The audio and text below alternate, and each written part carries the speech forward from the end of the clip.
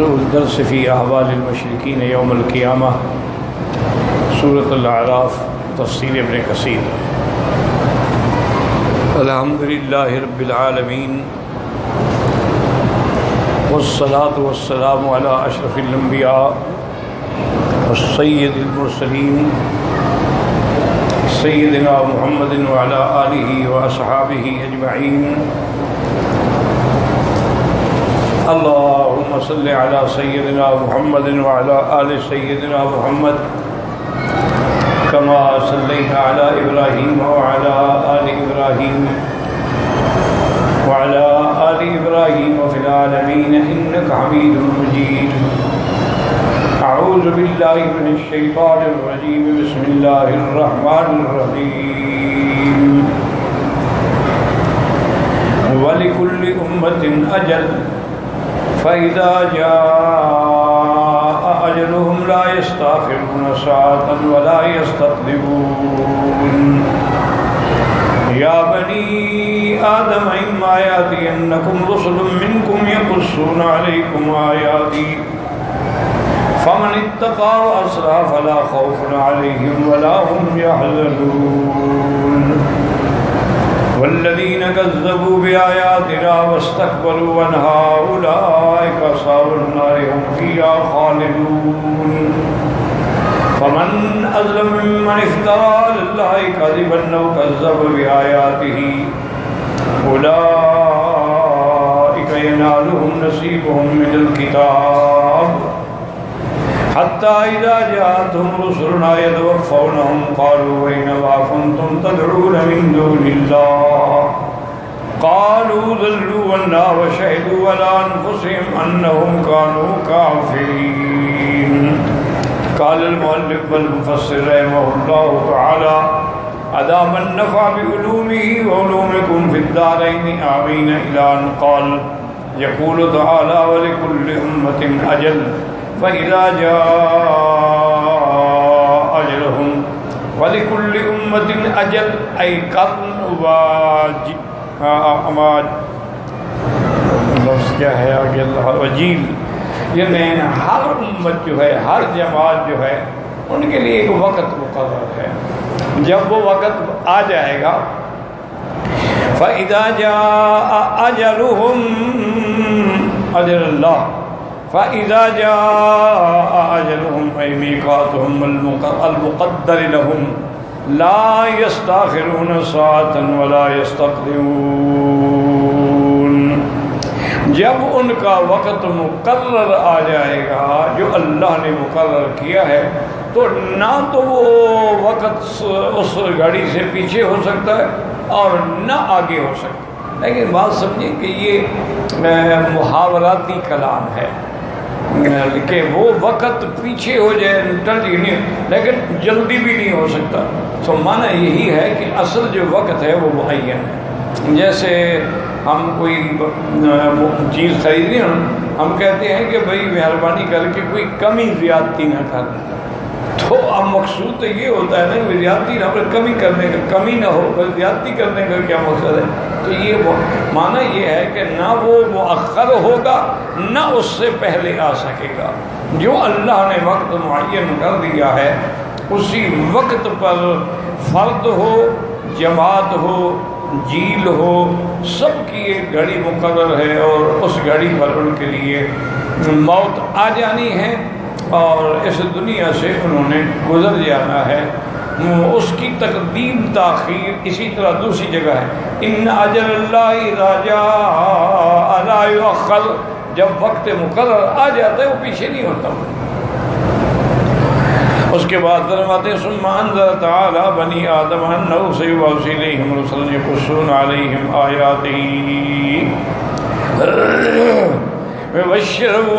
وبشر وحذر۔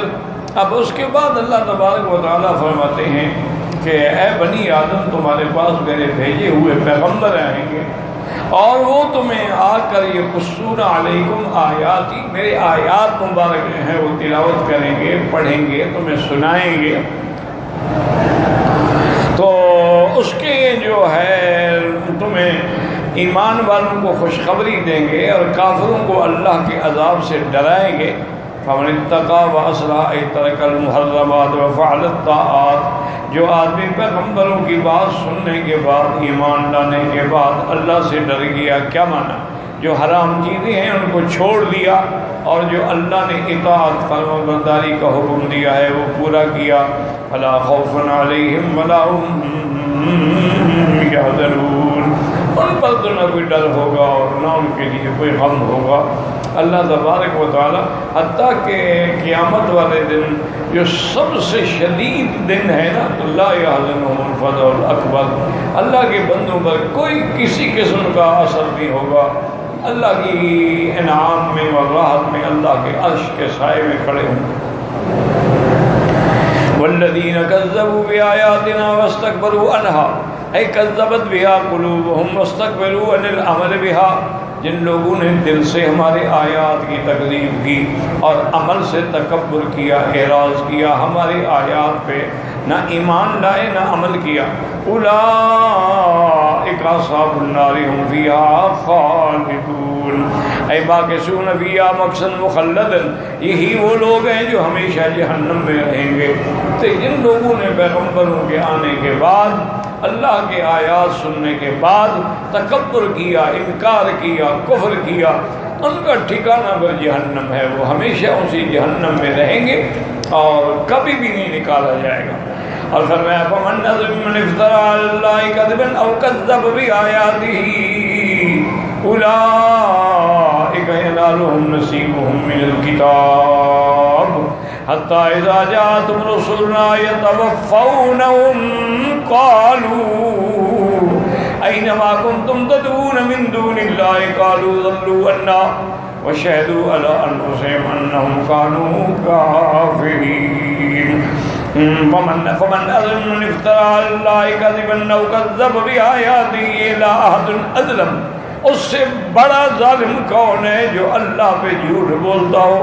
جیسے پچھلی آیات میں پڑھا ہے، وہ کہتے تھے اللہ امرنا بها، اللہ نے ہمیں یہ حکم دیا ہے، اتنا بڑا جھوٹ کہ اللہ تعالیٰ پر جھوٹ بولے، او کذب بآیاته، یا اللہ کی آیات کی تکذیب کرے، اور ان کا یعنی لا احد، اس سے بڑا ظالم کوئی نہیں، ممن افترى الكذب على الله او كذب بآياته المنزلة، جو اللہ پر جھوٹ باندھے یا اللہ کی آیات کی تکذیب کرے، اولئک ینالهم نصیبهم من الكتاب، اختلف المفسرون في معناه فقال له في ابن عباس ینالهم ما كتب عليهم وَكُتِبَ لِمَنْ كَذَّبَ عَلَى اللَّهِ أَنَّ وَجْهَهُ مُسْوَدٌّ أُولَئِكَ يَنَالُهُمْ نَصِيبُهُمْ مِنَ الْكِتَابِ، ان کو پہنچے گا جو اللہ اپنی کتاب میں ان کے لیے مقدر کر چکے ہیں۔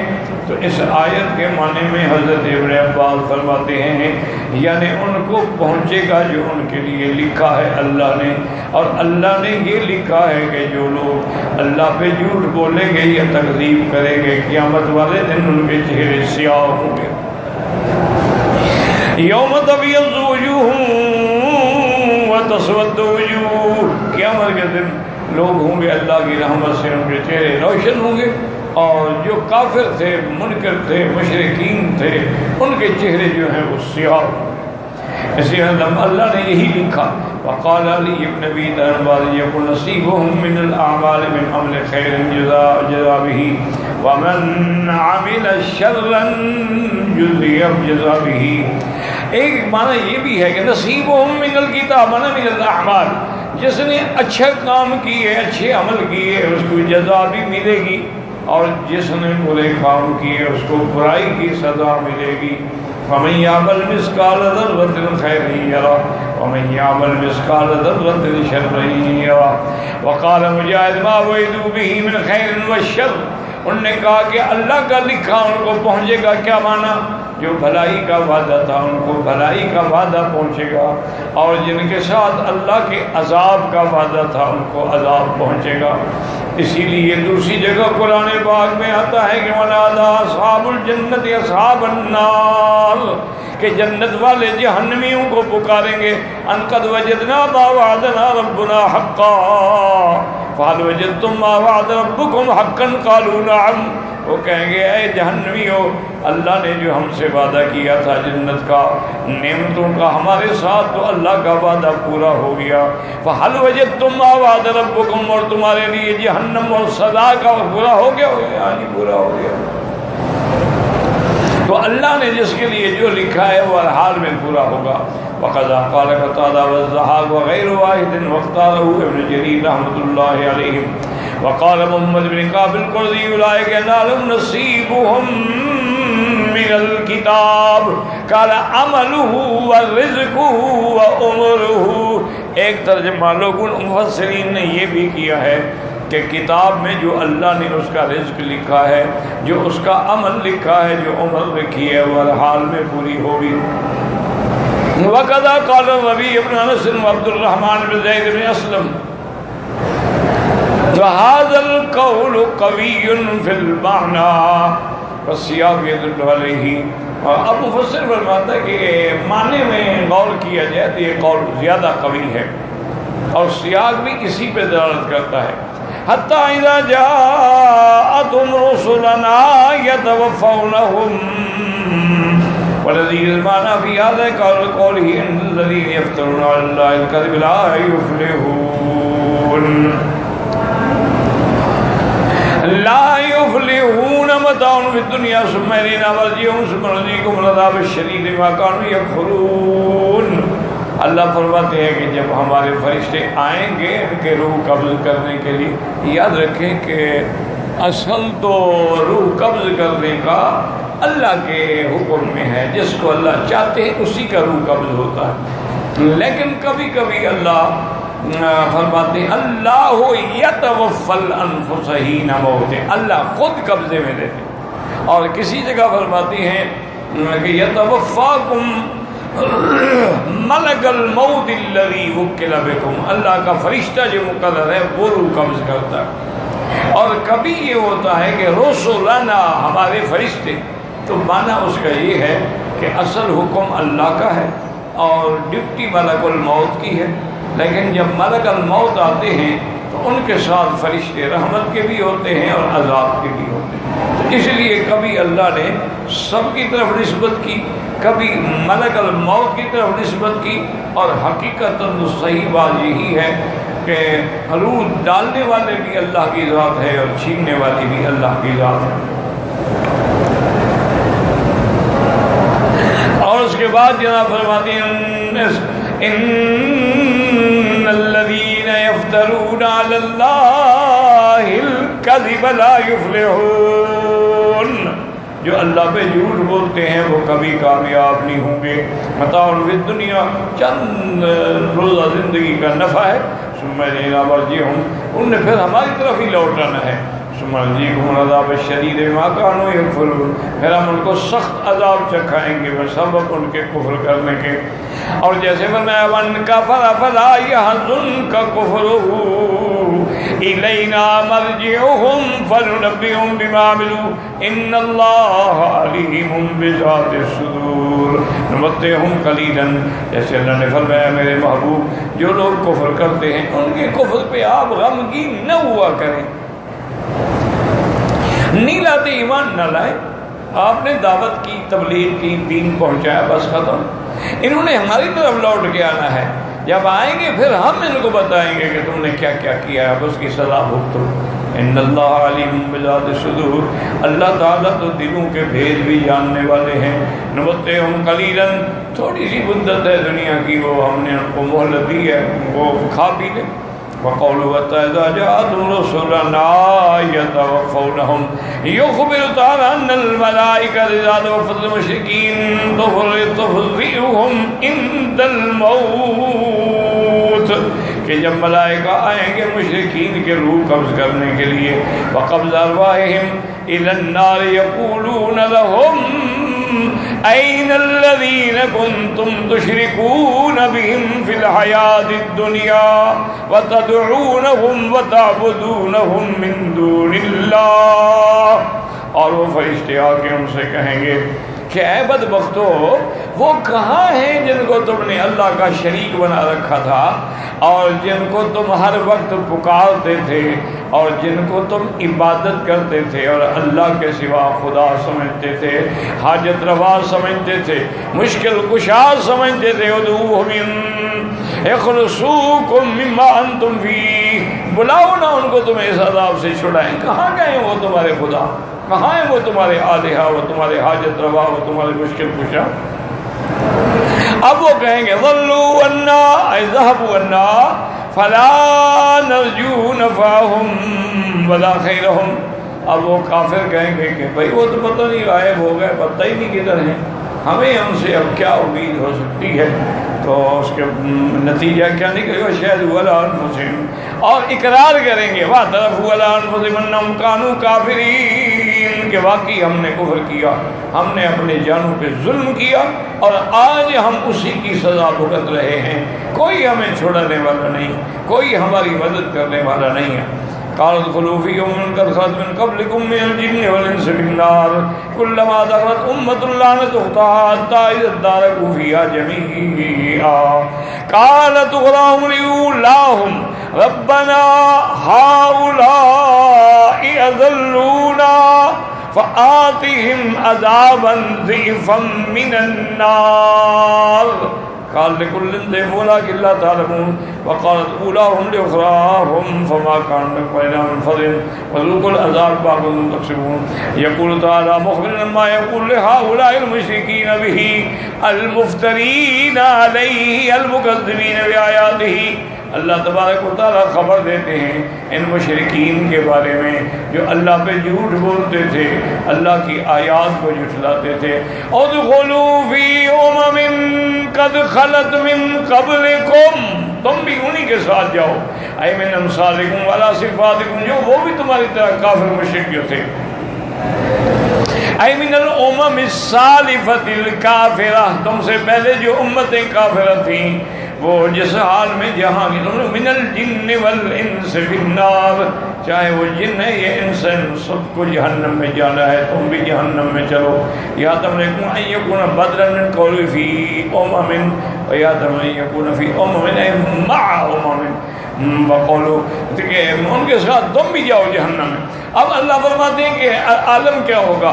کلما دخلت امت لعنت اختها، جب ایک جماعت جائے گی نا جہنم میں، اس کے بعد پھر اور آئے وہ ایک دوسرے پہ لعنت کریں، یار تم نے ہمیں مروایا، اور کہیں گے تم نے ہمیں مروایا۔ جیسے کما قال خیر ثم یوم القیامت بعضکم بعض، جیسے حضرت خلیل علیہ السلام نے فرمایا تھا کافر کو قیامت میں تم پھر ایک دوسرے کا بھی انکار کرو گے، ایک دوسرے پر بھی لعنتیں کرو گے۔ اسی لیے دوسرے مقام میں تبرأ الذین اتبعوا الذین اتبعوا ورأوا العذاب وتقطعت بهم الاسباب۔ اب جنہوں نے پیروی کی تھی یا جن کی پیروی کی تھی، وہ جب عذاب کو دیکھیں گے تو سب رشتے ناطے تعلق ٹوٹ جائے گا۔ نواہم بخا وقال الذین تبعوا انا خیر القضاء منهم باتوا بربنا۔ اب جو لوگ متبعین بنے ہوئے تھے، پیروی کرتے تھے، وہ کہیں گے کاش ہم تمہارے ساتھ نہ رہتے، اگر اللہ ہمیں موقع دے دے نا ہم تم سے بالکل دور ہو جائیں گے، جیسے آج تم ہم سے دور، ہماری کوئی مدد نہیں کر رہے ہو۔ کذالک یریہم اللہ اعمالہم حسرات علیہم، اسی طرح اللہ ان کو بطور غم یہ احوال دکھائیں گے، وما ہم بخارجین من النار، وہ جہنم سے کبھی نہیں نکلیں گے۔ اسی طرح فرماتا ہے ذالک فیہا جمیعا، اب جب سارے اکٹھے ہو جائیں گے، اجتمعوا فیہا کلہم قالت اخراہم لأولاہم، جو بعد میں داخل ہوئے وہ پہلوں سے کہیں گے، اے اخراہم دخولا وہم الاتباع، یہ پیروی کرنے والے، لأولاہم وہم المتبعون لأنہم اشد جرما من اتباعہم فدخلوا قبلہم فیشکوہم الاتباع الى اللہ یوم القیامہ لأنہم ہم الذین اضلوہم من سواء السبیل۔ جو بڑے تھے نا جی، جن کی پیروی کی جاتی تھی، جن کے کہنے پہ چلتے تھے، وہ بڑے تو پہلے جہنم میں جائیں گے، اور ان کی پیروی کرنے والے بعد میں جہنم میں آئیں گے۔